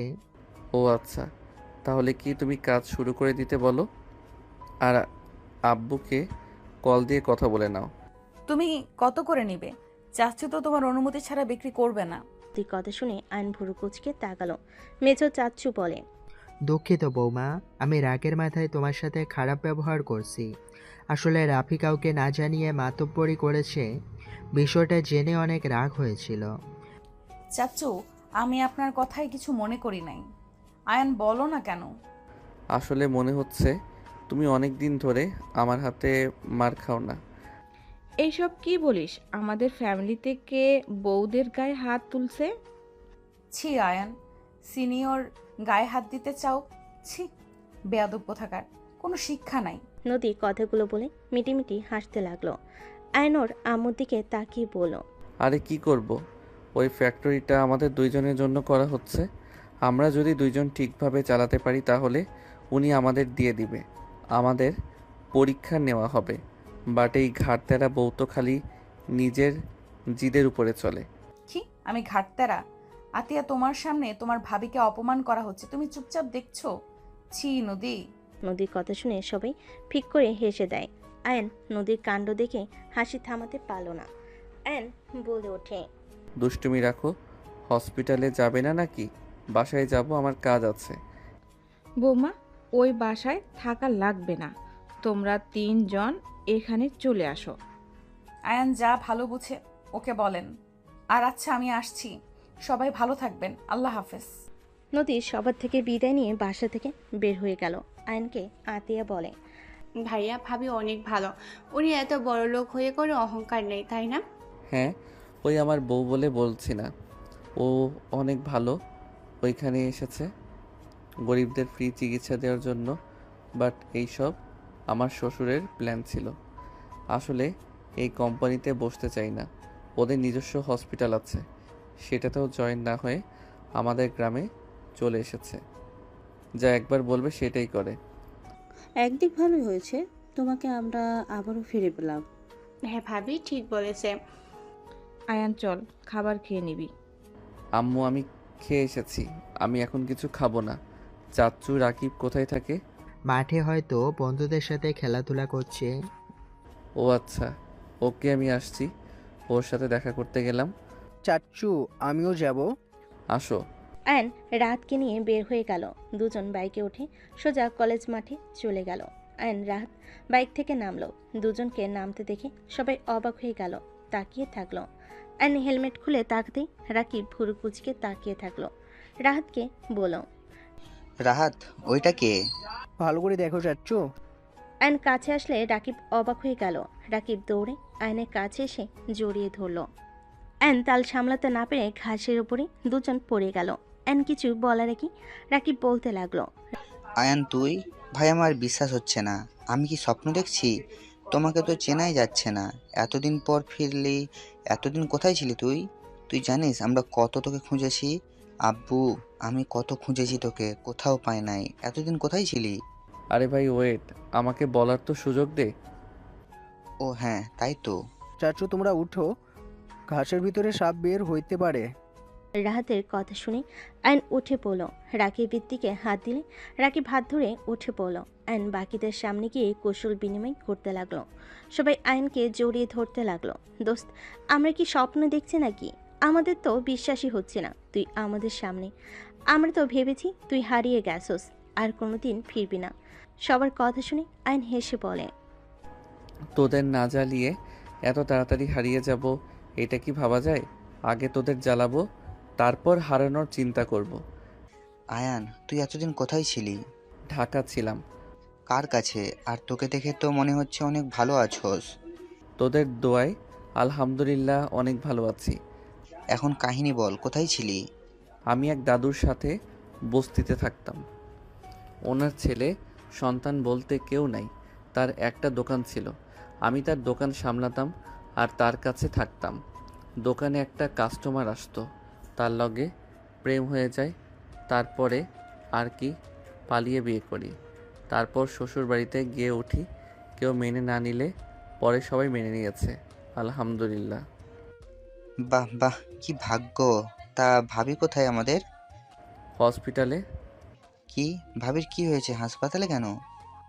আরে চাচু, ডাক্তার নদী আছে না, উনি তো আমার ছোট আম্মু। কি? সবাই চোখ বড় বড় করে তাকালো। একজন বলে ওঠে, মজা করছিস নাকি? অত সুন্দর মেয়ে তোর বউ কিভাবে হয়? আর উনি যা বড় লোক, ওনার সাথে তো যাই নাকি? রাহাত বলে, আরে সত্যি তো, ছোট আম্মু তো উনি। আমরা বিশ্বাস করি না। ওকে করিস না, সময় হইলে প্রমাণ করে দিব। যাই হোক, এখানে সারাদিন থাকোস নাকি? কি আর করব, কাজ কাম নাই, তাই এখানে বসে থেকে আড্ডা দেই। তুই বসে আয়, টাস খেলবি নাকি? খেলবো। রাহাত আবু 500 টাকা নিয়ে চকলেট চিপস কিনে খাওগা, বাসায় চলে যাও। আরে নাও। আইন জোর করে দিল। রাহাত খুশি হয়ে ধন্যবাদ দিয়ে চলে গেল। আইন ওদের সাথে বসে খেলতে লাগলো। রাইসা কলেজের পাশ দিয়ে যাচ্ছিল। আইনকে দেখে রাইসা বেশ অবাক হয়ে গেল। রাইসা মাঠের ভিতরে এসে আইনের পিছনে গিয়ে দাঁড়ালো। সবাই অবাক হয়ে তাকায়। আইনের কাঁধে হাত দিলে আইন হাতটা সরিয়ে দিয়ে কাঠ খেলায় মনোযোগ দিতেই দেখতে লাগলো রাইসা বারবার কাঁধে হাত দিলে। আইন বিরক্ত হয়ে বলে, আরে ধুর, কে ভাই এত জ্বালাচ্ছেন কেন? আইন কথাটা শুনে পিছনে ঘুরে তাকাতে আইন ভেবেচাকা খেয়ে গেল। আইন লাফ দিয়ে ঠাস করে ফেলে দিয়ে ঢুক গিলতে ঢুক গিলে তোতলাতে তোতলাতে বলে, আপনি এখানে কি করছেন? জি আমি। এসব কি? মানে ভুল বুঝতেছেন। ওঠো, এখন ওঠো তাড়াতাড়ি। উঠবে নাকি নদীকে কল দিব? এই না উঠতেছি। আইন উঠে পড়লো। রাকিব বলে ওঠে, ওই মেয়ে মানুষের কথা শুনে উঠে পড়ছিস কেন? খেলার মাঝখান থেকে যেতে পারবি না, বস বলছি। আর ডাক্তার সাহেব, আপনি এখানে কি করেন? আমাদের খেলা নষ্ট করে দিচ্ছেন কেন? নষ্ট করছি, বেশ করছি। এত বড় বড় ছেলে হয়ে এখানে বসে এইসব করতে লজ্জা করছে না? সারাদিন তো দেখি এখানে বসে থেকে এইসব খেলো। তোমাদের বাবা মা কিছু বলেন না নাকি? ডাক্তার সাহেবা শুনেন, জ্ঞান দিবেন না। আপনি এখান থেকে যান। আমাদের রোগী দেখেন গিয়ে, আমাদের দেখতে বলে নাই। রাকিবের কথা শুনে রাইসা রেগে গেল। আইনের দিকে তাকিয়ে বলল, ছি, তুমি এসব বেয়াদব ছেলেদের সাথে বসে খাচ্ছ? বাসায় চলো। তোমার 12টা যদি আমি না বাঁচাই, আমার নামও রাইসা না। এই যে, কাকে বেয়াদব বলেন? এখন চলো বাসায়। আপনি যান, আমি পরে আসছি। এখন আসতে বলেছি, আমার সাথে চলো বলছি। পরে যাই প্লিজ, রাগ করেন না। ওই আয়ানের বাচ্চা, তুই ওনার সামনে এত মিনমিন করে কথা বলস কেন? ধ্যাত, তুই চুপ কর তো। উনি আমার বউয়ের বান্ধবী। আমার বউ জানলে আমার 12টা বাজাবে। কি? তোর বউ? সত্যি ডক্টর নদী নাকি? জি ভাই। আরে তাহলে তো উনি আমাদের বেআইন হয়। আসসালামু আলাইকুম বেআইন সাহেব, এত রাগ করেন কেন? আমরা তো জুয়া খেলছি না, জাস্ট এমনি কার্ড খেলছি। আয়ান চলো তো। রাইসা আয়নের হাত ধরে টেনে নিয়ে যেতে লাগলো। আয়ন বাইকে উঠে পড়লো। রাইসা আয়নের বাইকে উঠে পড়ল। দুজন চলে গেল। একজন বলে ওঠে, ভাই ভাগ্য ভালো, আগে জানলাম নদী ম্যামের জামাই আয়ান। যদি ওর সামনে উল্টাপাল্টা বলতাম তাহলে কি যে হইতো। রাখ, এই রাইসা ম্যামকে পটাতে হবে। শালা গ্রামের সুন্দর মেয়ের সাথে প্রেম করলো, আবার ওর জন্য গ্রাম ছাড়া হয়ে সব থেকে বেশি সুন্দরী বড়লোক বাপের মেয়েকে বিয়ে করছে। ওর কপালে নাকি অন্য কিছু। আর আমাদের দেখ এখানে বসে এইসব বাল খেলছি। থাক, আমি গেলাম। রাকিব কথাগুলো বলে উঠে চলে গেল। আয়ান রাইসা বাইকে যেতে লাগলো। রাইসা বলে ওঠে, এখানে তোমার থাকা লাগবে না। তুমি দেখছি এই বাদর ছেলেদের সাথে থেকে খারাপ হয়ে যাবে, ঢাকা চলে যাবে। আমার বান্ধবী যদি জানে তোমার কি হাল করবে, তোমার নিশ্চয়ই জানা আছে। আরে আপু, ওরা আমার ফ্রেন্ড। আর আপু, আমি ওই গ্রামের ছেলে। আপনি যে বাসায় থাকেন ওই বাসার মালিক আমার আব্বু। আয়নের কথা শুনে রাইসা হা হয়ে গেল। রাইসা বলে ওঠে, কি উল্টোপাল্টা কথা বলছো? উনি তোমার আব্বু মানে? হ্যাঁ, উনি আমার আব্বু। রাকিব আমার কাজিন মেজো চাচুর ছেলে। এসব নদী জানে? হ্যাঁ, ওই জেনেছে। ওকে সব কিছু বলেছি। তাহলে তো তুমি এখানে সব কিছু চেনো জানো। বাট তুমি তো আগে বলেছো তোমার এই দুনিয়াতে কেউ নেই, যার কাছে থাকতে সেই তো মারা গেছে। হঠাৎ করে তোমার আবার ফ্যামিলি আসলো কই থেকে? সেই অনেক কথা আপাতত বলতে পারবো না। খুব ভালো, তাহলে তুমি সেই রেফিস্ট? রাইসার কথা শুনে আয়ন বাইক থামিয়ে দিল। রাইসার দিকে তাকাতেই রাইসা নেমে পড়ল। বাসের ভিতরে চলে গেল। আয়ন কিছু না বলে গেট দিয়ে ভিতরে চলে গেল। রাইসা সোজা সিঁড়ি পেয়ে দরজা খুলে নিজের রুমে চলে গেল। আয়ন ওর রুমে চলে গেল। ফ্রেশ হয়ে ঘুমিয়ে দিল। সন্ধ্যায় ঘুম ভাঙল। বসার রুম থেকে হাসাহাসি করার শব্দ আসলো। আয়ন উঠে ফ্রেশ হয়ে বের হয়ে দেখে আতিয়া, রূপা, আয়নের কাজিনরা এসেছে। আয়নকে দেখে বলল, ভাইয়া ঘুম হয়েছে? কখন এসেছিস বোন? 20 মিনিট হয়ে গেছে। রাহাত আসে নাই? না, ওই কোচিংয়ে গেছে। ও আচ্ছা। আয়ন নদীর পাশে বসতে বসতে বলল, আয়ান, তোমাকে ঢাকা যেতে হবে। কেন? আব্বু দেশের বাইরে যাবে। ও আচ্ছা, কখন যাওয়া লাগবে? রাতে গেলে বের হয়ে যাও। ঠিক আছে। আয়ন বসে থেকে সবার সাথে আড্ডা দিতে লাগলো। রাতে আয়ন, রাইসা, নদী একসাথে আয়নদের বাসে চলে গেল। তিনজন সবার সাথে বসে খাবার খেয়ে আড্ডা দিতে লাগলো। আয়ন টাইম দেখে বলল, আচ্ছা নদী আপু, তোমরা তাহলে এখানে থেকে যাও, আমি তাহলে বের হচ্ছি। আয়ন কোথায় যাবি? ঢাকা যেতে হবে। আব্বু দেশের বাইরে যাবে। ভাইয়া চট্টগ্রামে আছে, তাই আমাকে দেখতে হবে বাকিটা। সাবধানে যাস, রাত করে বের না হইলে হয় না, সকালে গেলে তো পারিস। এখন গেলে সকালের ভিতরে পৌঁছে যাব। আচ্ছা, আসছি। আয়ন সবার থেকে বিদায় নিয়ে বের হয়ে গেল। সকালে পৌঁছে গেল। নদীর বাসার ভিতর ঢুকে বাইক রেখে সদর দরজায় নক করলো। দরজা খুলে আয়ন নোভাকে দেখে অবাক হয়ে পড়ল, আসসালামু আলাইকুম আপু। ওয়ালাইকুম সালাম, কেমন আছেন? আলহামদুলিল্লাহ, আপনি কেমন আছেন? আর কবে এসেছেন? গতকাল এসেছি, ভিতরে আসো। আয়ন ভিতরে গেলে নদীর আম্মুকে সালাম দিয়ে রুমে চলে গেল। রুমে গিয়ে নদীকে কল দিল। নদী কল রিসিভ করে বলল, পৌঁছে গেছো? এসে গোসল করে তোমাকে কল দিলাম। কি করো? শাশুড়ি আম্মুর সাথে বাইরে যাব। কোথায়? মেজো কাকির বাবার বাড়িতে যাব। ও আচ্ছা, যাও যাও, ঘোরাঘুরি করো। আর কত জায়গায় যে যাওয়া লাগবে তোমাকে। তোমার হিংসে হচ্ছে নাকি? অল্প অল্প। ফাজিল। আচ্ছা, বের হব। কলে থাকো, কল কেটে দেওয়া লাগবে কেন? বড়দের সামনে কথা বলবো নাকি? শরমেরও তো ব্যাপার আছে। কি বলবে শুনি? আচ্ছা, আমার বউ শরম পাচ্ছে যখন, তখন একটা কাজ করতে পারো। কি? কিস দিয়ে যাও না জান। নদী কিছু বলবে, সাথে সাথে পিছন থেকে রূপা এসে বলল, আমি দেব নাকি? রূপাকে দেখে আয়ন লজ্জা পেয়ে গেল। আয়ন ভেবাচাকা খেয়ে বলে, ইয়ে মানে ভাবি ভালো আছেন? জি দেবরজি, আমি তো ভালো আছি। কিস দিব কি? আচ্ছা, বাই। আয়ন কল কেটে দিলে রূপা হাসতে লাগলো। নদী লজ্জা পেয়ে গেল। রূপা বলে, হয়েছে, জামাইয়ের মতো লজ্জা পা, চল নিচে চল। চলেন। নদী রূপা নিচে চলে গেল। এদিকে আয়ন নিচে চলে গেল। আয়ন নিচে গেলে নদীর আম্মু বলে, আয়ান তুমি খেয়ে ঘুমিয়ে যাও, সারা রাত তো বাইক চালিয়ে এসেছো। আব্বু কখন গেছে? রাতে চলে গেছে। আয়ন কিছু বলবে, নদী কল দিতে লাগলো। নোভা বলে ওঠে, আপু না কল দিচ্ছে, ধরো না কেন? ধরি। আয়ন কল রিসিভ করতেই আতিয়া বলে ওঠে, ভাইয়া পিচ্ছি বলো। দেখো ভাবি কি করে। আতিয়া কথাটা বলে ক্যামেরা পিছনের দিকে ধরলো। আয়ন ফিক করে হেসে দিল। নদী আরও কিছু ভাবিরা মিলে রাহাতকে মেকআপ করে দিচ্ছে। নোভা এসব দেখে বলে ওঠে, আপু কি করো? ওই ছেলেটা কে? আয়ান, তুমি আবার এভাবে চুপ করে আছো কেন? তোমার বইয়ের পাশে ছেলে মানুষ, কিছু বলছো না? নদী রাহাতকে ফোনটা হাতে নিয়ে বলে, কিরে তুই বাসায় কবে এসেছিস? গতকাল এসেছি। তুমি কোথায় আছো? এত মানুষ কেন? আর ওই ছেলেটা বা কে? এভাবে ভূত সাজাচ্ছ কেন? আরে ওইটাই আমার ভাতিজা। আমি আমার মেঝো চাচি শাশুড়ির বাসায় এসেছি। এখানে সব ভাবিরা, আমার ননদরা, আরও কিছু ননদ আছে, সবাই মিলে প্ল্যান করেছি রাহাতকে ভূত সাজিয়ে প্র্যাঙ্ক করব। কি বলো? তোমার চাষি শাশুড়ি কি কও এগুলো? তুই কোথায় নদী? আর এইসব আবল তাবল কি বলছিস? আয়াম তো এতিম, ওর ফ্যামিলি কোথায় পাস? ভাবি আপনারা বাকিটা দেখেন, আমি একটু কথা বলে আসছি।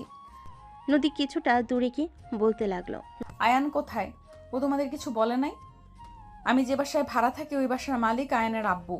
আয়ান এতিম না। আয়ান রাগ করে গ্রাম ছেড়ে দিয়েছিল। আমাদের ফ্যাক্টরিতে যে জমি অর্ধেক ওদের। আয়ান তোকে আগে বলেছে কি যে ওর ফ্যামিলি আছে? তা বলে নাই। ওই মনে অনেক আঘাত পেয়েছিল। ওর বাবা মা কারোর সাথে কোনো যোগাযোগ রাখেনি। আমি তোমাকে পরে সব বলবো। আচ্ছা আমি ফোনটা রাখছি, মেঝো আম্মু ডাকছে। ওকে যা। নদী কল কেটে দিল। নোভা বলে, বাবা, তোমার মেয়ে দেখি সব পরিবেশে সুন্দর মানিয়ে নেয়। যাক, বিষয়টা ভালোই লাগছে। আমার মেয়েটার কত হাসি খুশি লাগছে, সবার সাথে কত আনন্দে আছে। আর মেয়েটাকে নিয়েও চিন্তাও থাকলো না, শ্বশুর বাড়িতে আছে। নোভা কিছু বলবে তার আগে আয়ন নিচে এসে বলে, আম্মু আমি বের হচ্ছি। খাবার খেয়ে যাও। আচ্ছা দিন। আয়ন খেতে বসলে নদীর আম্মু খেতে দিল। আয়ন খাবার খেয়ে ফোন নিয়ে চলে গেল। অফিস ছুটি হলে আয়ন অফিস থেকে বের হয়ে বাইকে উঠতে যাবে, সাথে সাথে নদীর কল আসলো। আয়ন কল রিসিভ করলো। হ্যাঁ জান বলো। ভিডিও কলে আসো। বাইকের উপরে আছি জান, বাসায় গিয়ে কল দিব। আয়নের মুখে জান শুনে লজ্জায় পড়ে গেল। পিছন ক্যামেরা দিলে আয়ন জিপায় কামড় দিয়ে সব ভাবিরা বসে আছে। আয়ন বলে ওঠে, দূর, এত শরম পাওয়ার কি আছে? আমার বউকে আমি জান বলছি, এখানে সমস্যা কি? আয়নের কথা শুনে সবাই বলে ওঠে, তাই তো। তা দেবরজি, আমরা ধরবো জন্য কি পালাইছো নাকি? কেমন আছেন আপনারা? আর পালাবো কেন? 10 দিন পর যাব, পরে দেখব, তখন যেন আবার আপনারা পালান না। দেখা যাবে এসো। আর তোমার বউ এত লজ্জা কেন পায়? দাদিরা কিছু বললে লজ্জায় লাল হয়ে যায়। আমার বউটাকে একটু বেশি পাকনা বানিয়ে দিয়েছেন। লজ্জাবতী বউ ভালো লাগে। আয়নের কথা শুনে সবাই হাসতে লাগলো। রূপার ভাবিরা বলে, লজ্জাবতীকে বানিয়ে দিব আমাদের মতো? রায়ান বলে ওঠে, না না, এমন বানানোর দরকার নেই। রায়ান বাইক চালাতে চালাতে কথা বলতে বলতে যেতে লাগলো। আয়ন বাইক চালাতে চালাতে কথা বলতে বলতে যেতে লাগলো। হঠাৎ করে একটা মেয়ের সামনে এসে পড়লো। আয়ন মেয়েটাকে দেখে চমকে গেল। আয়ন বাইক থামালে মেয়েটা সোজা আয়নকে জড়িয়ে ধরলো। আয়ন সরানোর চেষ্টা করতে লাগলো। মেয়েটা কান্না করতে করতে বলে, আয়ন আমাকে ক্ষমা করে দাও। আয়ন প্লিজ আমাকে ক্ষমা করে দাও।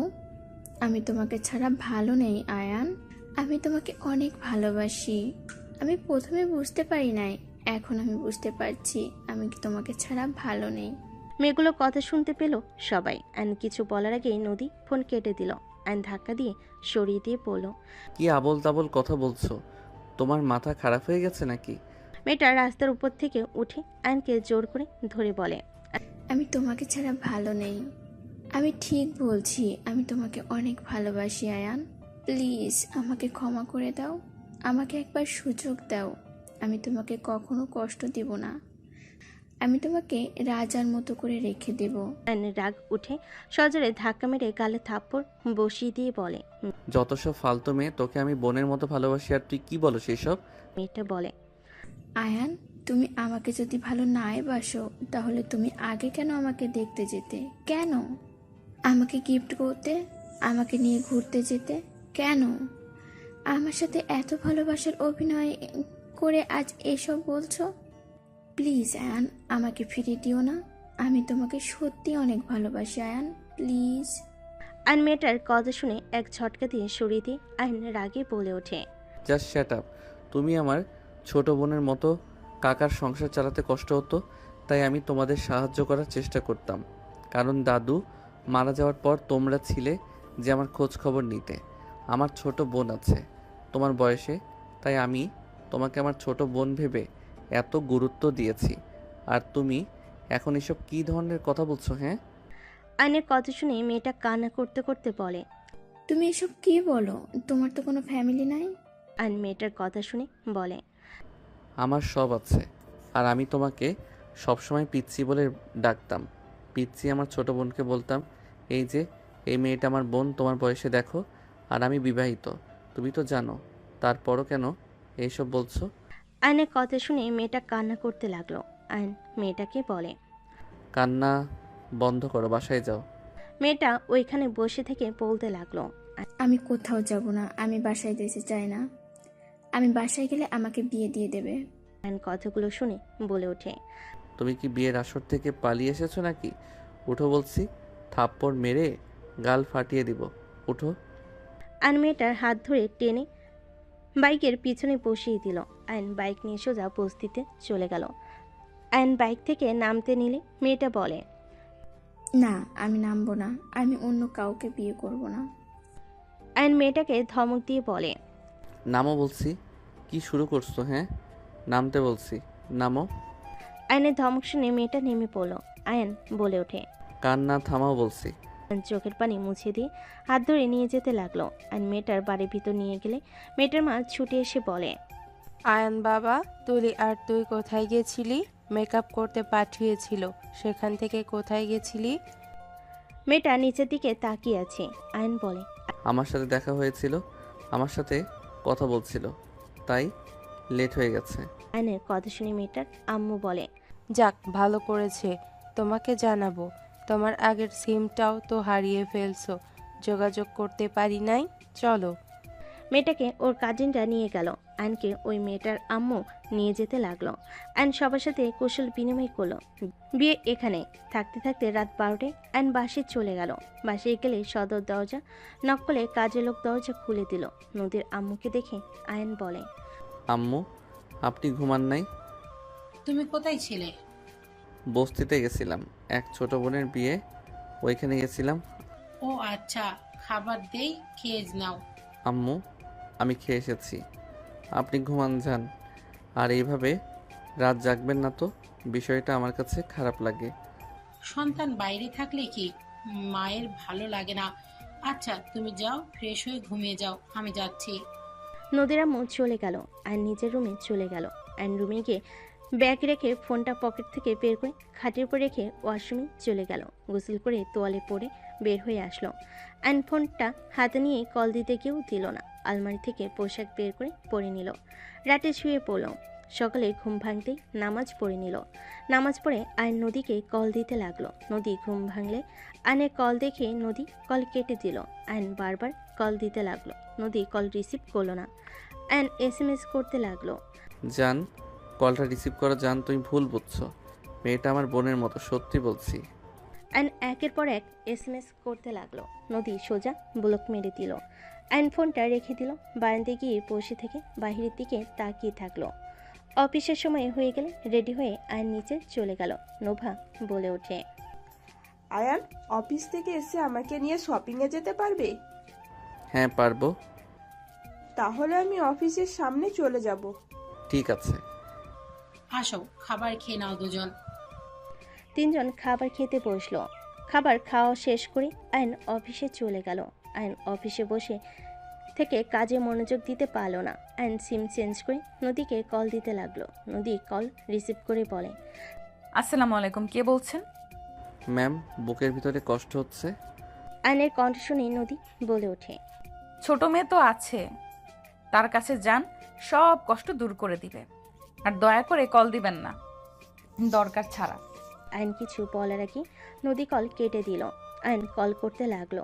নদী ফোন না ধরে ফোন সাইলেন্স করে রাখে, কেবিনে চলে গেল। আয়ন কলের পর কল করে পেল না। সন্ধ্যায় ছুটি হলে অফিস থেকে বের হয়ে দেখে নোভা দাঁড়িয়ে আছে। আয়ান নোভাকে বাইকে তুলে শপিং মলে চলে গেল। নোভার সাথে শপিং করতে করতে বাসার দিকে চলে গেল। 9 দিন পর নদীর ফ্যামিলি আয়ন সবাইকে নিয়ে গ্রামের উদ্দেশ্যে বের হলো। সকাল 7টায় ট্রেন থেকে নেমে পড়লো। নোভা বলে উঠল, আব্বু এইসব গাড়িতে যাই? বাইকে চলো। না। ভ্যানে যাই সবাই। ঠিক আছে রাকিব, তোরা যা, আমরা ভ্যানে করে আসছি। 4 জন ভ্যানে উঠে পড়ল। নোভা আয়নের হাত শক্ত করে ধরে থাকলো। আয়ন নোভাকে পড়ে যেতে দেখে বলল, আয়ন তুমি ভ্যানে তো বসতে পারো না? আরে একা পিছলে খেয়ে পড়ে যাচ্ছি, আমার কি দোষ? নোভার পিছন থেকে বাহু ধরে রাখ থাকলো। আয়নের শার্ট ধরে বসে থাকতে লাগলো। আয়ন বলতে লাগলো, পিচ্ছি আপু আমার। নোভাকে এভাবে ভয় পেতে দেখে আয়ন কথাটা বলে হেসে দিল। আয়নের সাথে নদীর আব্বু আম্মু হাসতে লাগলো। নোভা রাগি লুকনি তাকিয়ে বলে, তিনজন আমাকে নিয়ে মজা নিচ্ছ তাই না? মোটেও না, আমাদের মুখে হাসি আসছে, এখানে মজা কই নিলাম। হাসি আসলে আমাদের আর কি করার বলো? আমারও সময় আসবে। তিনজন নোভাকে রাগাতে লাগলো। নোভা রাগ করে নেমে যেতে চাইলে আয়ন বলে, নামো। নোভা গাড়ি থেকে নেমে পড়লো। নদীর আম্মু বলে, নোভা উঠেই ফাজলামি করিস না, আমরা তো মজা করছি। আম্মু আব্বুর নামে সামনে বাসাটায়। ওরে ফাজিল আপু, আমি সব বলে দেবো। তিনজন আমার সাথে কি করেছো? আমি কিছু করি নাই, আমার দোষ দিবা না তো। আমার মতো ভালা ভাই একটা পাবা? না ভাই, তোমার মতন বদমার্কা একটা ভাইও পাবো না। আয়ন হাসতে হাসতে ভাড়া দিয়ে লাগেজগুলো নিয়ে যেতে লাগলো। আয়নের পিছন পিছন সবাই আসতে লাগলো। বাসার ভিতরে গেলে দেখে সবাই বসে থেকে আড্ডা দিচ্ছে। নোভা নদীকে বলল, আপু। নোভার কণ্ঠ শুনে সবাই পিছনে তাকালো। আয়নের আব্বু আম্মু সবাই নদীর আব্বু আম্মুকে সালাম দিল। নদীকে নোভা জড়িয়ে ধরে বলে, আপু, আয়ান আমাকে অনেক জ্বালাইছে, সারা রাস্তা আমাকে তিনজনে পচাইছে। আম্মু আব্বু, তোমরা আবার ওর সাথে লাগছো কেন? আমি ভ্যানে বসতে পারি না, পড়ে যাচ্ছিলাম, সেটা নিয়েই তিনজনে হাসাহাসি করেছে। আমি কিছু করি নাই, আমার মুখে হাসি অটোমেটিক হচ্ছে। আয়নের কথা শুনে নোভা নদী বাদে সবাই হাসতে লাগলো। আতিয়া বলে ওঠে, আপু, আমি আপনাকে ভ্যানে বসে শিখিয়ে দিব, তখন আর কেউ মজা নিতে পারবে না। তুমি তো আতিয়া? হ্যাঁ। তিনজন সবার সাথে কৌশল বিনিময় করলো। নদীর আব্বু আম্মুকে আয়নের আব্বু আম্মু চাচিরা নিয়ে যেতে লাগলো, আর নোভাকে আতিয়ারা নিয়ে যেতে লাগলো। আয়ন রাহাতকে জড়িয়ে ধরে বলে, আলহামদুলিল্লাহ ভালো চাচ্চু। আয়ন রাহাতের সাথে কথা বলতে লাগলো। রাকিব ওর বন্ধুরা লাগেজগুলো রুমে নিয়ে আসতে গেল। নদী রুমে চলে গেল, আয়ন রুমে চলে গেল। রুমে যেতেই আয়ন নদীকে বলল, জান প্লিজ আমার সাথে কথা বলো। আয়ন নদীকে পিছন থেকে জড়িয়ে ধরে আয়নকে ধাক্কা দিয়ে সরিয়ে দিয়ে বলে, একদম আমাকে জড়িয়ে ধরবে না, তোমার কোচি গার্লফ্রেন্ডের কাছে যাও। তুমি আমাকে ঠকিয়েছো, তুমি আমাকে কিভাবে ঠকাতে পারলে আয়ান? জান আমি তোমাকে ঠকাই নাই, তুলি আমার লাইফের ফার্স্ট ভালোবাসা ছিল, তারপর তুমি, আর আমার লাইফে কেউ নাই, আল্লাহর কসম করে বলছি। নদী আয়নের কথা শুনে রেগে থাপ্পড় মেরে পড়ে, আমি নিজের চোখে কানে শুনেছি, আর তুই আল্লাহর কসম দিয়ে মিথ্যা বলস? জান আমাকে থাপ্পড় মারতে পারলে? হ্যাঁ পারলাম, আমি যদি না দেখতাম না শুনতাম কখনোই এইসব প্রকাশ্যে আসতো না, তাহলে আমার ধারণা ঠিক ছিল। আমি না থাকায় তুই তোর ছোট গার্লফ্রেন্ড নিয়েছিলি। আমি তোর সিনিয়র, আমাকে তো তোর ভালো লাগবে না, আমার ভুল হয়েছে। আমি সিনিয়র হয়ে কোন হিসেবে জুনিয়র ছেলে বিয়ে করলাম? আমার লজ্জা কম যে তোকে ভালোবেসেছিলাম, সবার বিরুদ্ধে গিয়ে তোকে বিয়ে করেছিলাম। আয়নের রাগ হতে লাগলো। আয়ন ধমক দিয়ে বলে, জাস্ট শ্যাট আপ নদী, বেশি বলে ফেলছো। ওই মেয়েটাকে আমি বোনের নজরে দেখি। চুপ, আমার উপরে গরম দেখাস। ওই মেয়ে রাস্তার মাঝে তোকে জড়িয়ে ধরে বলেছিল ওই তোকে ভালোবাসে, তোর ভালোবাসা বুঝতে পারে নাই। এত তো বোঝা যায় তুই ওর পিছনে লেগে থাকতি, ওই পাত্তা দিত না, এখন আবার ফিরে এসেছে। উফ, চুপ করবে খালি। এই দেখো। অ্যান ফোন বের করতে দেখে ফোন বন্ধ হয়ে গেছে। অ্যান নদীকে বলল, জান প্লিজ বিশ্বাস করো, আমি ওকে বোনের নজরে দেখতাম। ওই আতিয়ার বয়সে আমি কিভাবে ওর সাথে রিলেশন করতে পারি বলো? আমি আতিয়াকে ভেবে ওকে ভালোবাসতাম, এছাড়া কিছু না। ওই আমাকে ভুল বুঝেছে, ওই ভেবেছে আমি ওকে পছন্দ করি। ওই পার্লার থেকে পালিয়ে এসেছিল, পরে আমি ওকে নিয়ে যাই, ওর বিয়ে দিয়ে তারপর আমি বাসায় আসছি। ভালো হয়েছে, সরো, আমার রাগ হচ্ছে। নদীর রুম থেকে বের হয়ে গেল। অ্যান কিছু না বলে গোসল করতে চলে গেল। গোসল করে রুম থেকে বের হয়ে গেল। নিচে যেতেই অ্যান শুনতে পেল, নোভা তো খালামণি হতে চলছে, তোমরা অনুভূতি কিরকম? আমি তো অনেক অনেক খুশি হয়েছি। আমার অনেক দিনের স্বপ্ন, আমার ভাগনা ভাগ্নি, তাদের নিয়ে ঘোরাঘুরি করব, খেলা করব। লাভ ইউ আপু। নোভা নদীকে জড়িয়ে ধরে গালে কিস করলো। নদী হাসি মুখে বলল, ভেবে চিন্তা করিস, তোকে কিন্তু বাবু পটি পরিষ্কার করা লাগবে। আমি আমি হ্যাঁ হ্যাঁ করতে পারবো। আমাকে তোমার কি মনে হয়? হ্যাঁ, দেখা যাবে। সবাই মজা করতে লাগলো। রাহাত আয়নকে দেখে বলল, ওই তো চাচ্চু এসেছে। সবাই আয়নের দিকে তাকালে রূপা বলে ওঠে, বাবুর আব্বু চলে এসেছে। দেবজি, আমাদের ট্রিট দিয়ে ফেলো, বাবুর আব্বু হতে যাচ্ছ। কি রে আয়ন, খুশি হোস নাই নাকি? কেমন চুপচাপ, কিছু হয়েছে নাকি? বুঝতে পারছি না কি বলবো। নদী, তুমি আমাকে একবার জানালেও না। আমার মনে নাই তাই বলি নাই। আবার দুজনের ভিতরে কি হলো? তোমরা দুজন কবে ঠিক হবে? অল্পতেই এত ঝামেলা লাগে কেন? আম্মু, আপনাকে বলেছিলাম না বস্তিতে এক বোনের বিয়েতে গেছিলাম, তাকে নিয়ে সন্দেহ করতে ব্যস্ত উনি আমাকে সব জায়গা থেকে ব্লক করে রেখেছে। আবার এত বড় সুখবরটাও বলে নাই। উফ, আমার মেয়েকে নিয়ে যে আমি কি করব সত্যি বুঝতে পারছি না। আরে এই মেয়েটাকে নিয়ে সন্দেহ করার কি আছে? সবার সামনে যেন কথা তুলছেন, তাহলে আমিও বলি। ভাবি, আপনি সেদিন দেখলেন না একটা মেয়ে ওনাকে জড়িয়ে ধরে ভালোবাসার কথা বলছিল? হ্যাঁ, তাহলে বলেন আমি সবার সামনে মিথ্যা কথা বলে এসেছি? তুমি না বললে ওর ফ্রেন্ড হয়, মজা করছে। এমনিতে তো ওনার নাম সুনাম দিয়ে ভরা, আবার যদি বলতাম চিনি না, তাহলে ওনার নাম আরো উপরের লেভেলে চলে যেত। তাহলে আয়ান তুমি? ভাবি, রাহাত, আমার ফোনটা মনে হয় চার্জ হয়েছে, নিয়ে আসো তো। রাত দৌড়ে চলে গেল। অ্যান্ড সবাইকে বলল, প্লিজ দয়া করে কেউ কিছু বলবেন না। ঢং, আমাদের কিছু বলতে বয়েই গেছে। হ ঢং, তুই খুশি এইবার? অ্যান্ড কথাটা বলা শেষ করতেই রাহাত চলে আসলো। রাহাত বলে ওঠে, চাচ্চু আপনার ফোন। অ্যান্ড ফোনটা হাতে নিয়ে মেয়েটার বিয়ের ভিতরের ওঠা সব ছবি দেখাতে লাগলো।